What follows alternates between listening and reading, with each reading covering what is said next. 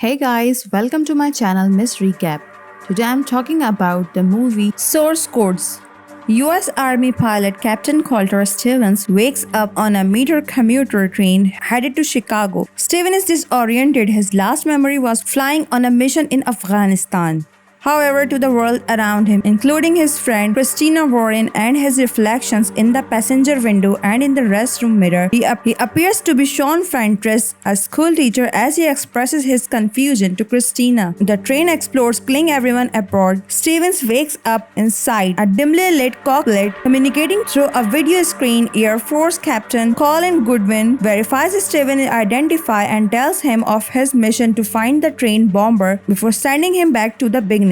Believing he is being tested in a simulation, Stevens finds the bomb but is unable to identify the bomber. Before the train explodes again, Steven awakens in his capsule and after demanding to be briefed learns that the train explosion actually happened and that it was the first attack of the series. He is sent back again 8 minutes before the explosion to identify the bomber. This time he disembarks the train with Christina to follow a suspect. However, he falls on the tracks and is killed by a freight train. The capital power supply malfunctions. As Stevens reawakens, he claims to have saved Christina but drive. Rutledge tells him she was saved only inside the source code. Rutledge briefly explained to Steven what source code is: an experimental machine that reconstructs the past using the dead passengers' residual collective memories of 8 minutes before their death. Therefore, the only thing that matters is finding the bomber to prevent the second attack on his next run. Stevens learns he was reported as he killed in the action. 2 months ago, he confronts Goodwin, who reveals he is missing most of his body and is on life support while hooked up to neural sensors. The capsule and his healthy body are manifestations made by his mind to make sense of the environment. Angry at his forced imprisonment, Stevens asks to be terminated after the mission and Rutledge accepts after numerous attempts. Stevens identifies the bomber, a terrorist named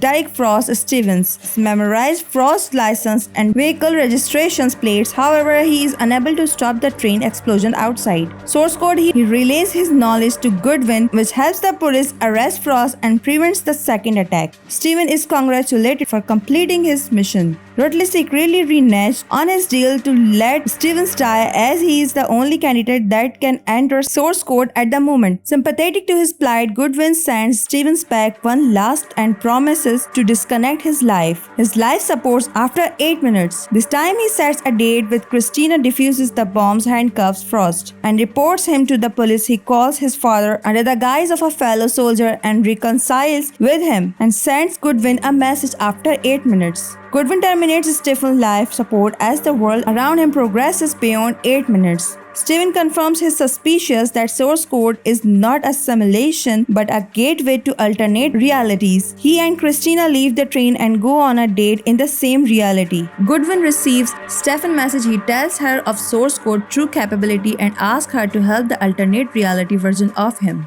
Thanks for watching. If you like it, please don't forget to subscribe my channel.